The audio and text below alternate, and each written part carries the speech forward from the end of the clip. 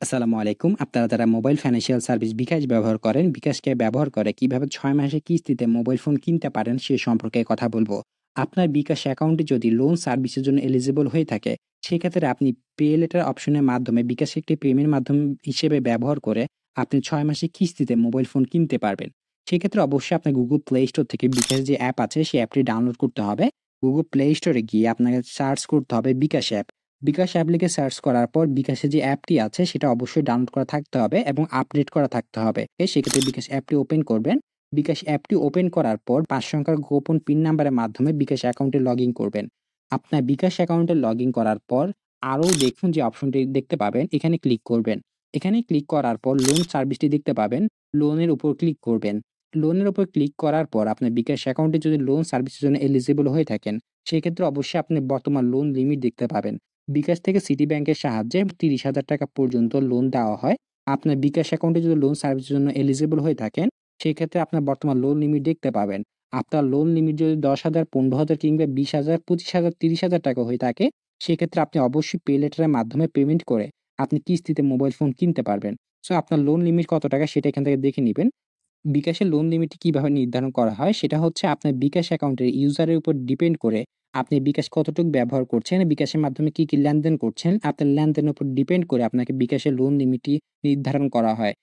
আপনার বিকাশ loan limit যদি ১০-১৫,০০০ হয়ে থাকে, সেক্ষেত্রে আপনি সেই বাজেটের মধ্যে আপনি একটি মোবাইল ফোন কিনতে হবে।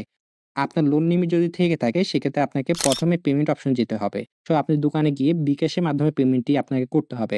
মানে বিকাশের যে মার্চেন্ট মোবাইল নাম্বারটি আছে সেটা লিখবেন অথবা কিউআর কোডটি স্ক্যান করবেন। পর যে দোকান থেকে আপনি মোবাইল ফোন কিনছেন তার দোকানের নাম এবং দোকানের মোবাইল নাম্বার চলে আসবে এবং আপনি এখান থেকে আপনি যে এত টাকার মোবাইল ফোনটি কিনছেন সে টাকার পরিমাণটি লিখবেন। আপনার বিকাশ অ্যাকাউন্টের লোন লিমিট যত টাকা, তত টাকা আপনাকে লিখতে হবে। অর্থাৎ তত টাকার মধ্যে আপনাকে ফোনটি কিনতে হবে।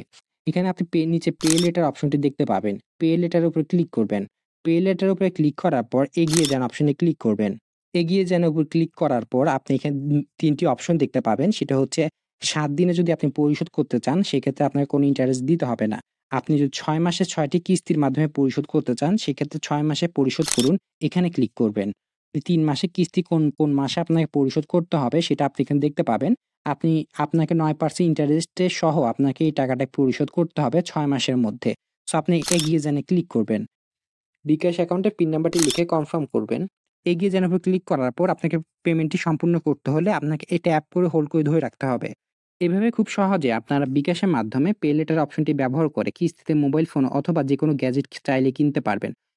কিস্তির টাকা পরিশোধ করতে হলে আপনাকে আপনার বিকাশ অ্যাকাউন্টের মধ্যে প্রতি মাসের যে তারিখে আপনি টাকাটি নিয়েছেন সে তারিখে আপনাকে আপনার বিকাশ অ্যাকাউন্টে ব্যালেন্স রাখলে সে টাকা অটোমেটিক বিকাশ অ্যাকাউন্টের ব্যালেন্স থেকে কেটে নেওয়া হবে।